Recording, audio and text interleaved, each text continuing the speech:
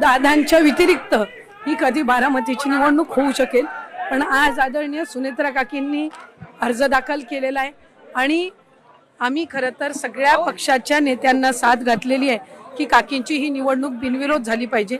दादांचं राज्यासाठी या भूमीसाठी असणारं योगदान, सर्व पक्षांसोबत असणारे त्यांचे अतिशय मैत्रीपूर्वक आणि सलोख्याचे संबंध आणि महाराष्ट्राची एक राजकीय परंपरा राहिलेली आहे, त्यातून सर्व पक्षांनी हा बिनविरोध निवडणूक करण्याचा निर्णय घ्यावा असा आम्ही सगळ्यांना साथ घातलेली आहे। मला खात्री आहे अजूनही की त्या साधेला एक सकारात्मक प्रतिसाद हा सर्व पक्षांचा त्या निमित्ताने मिळेल।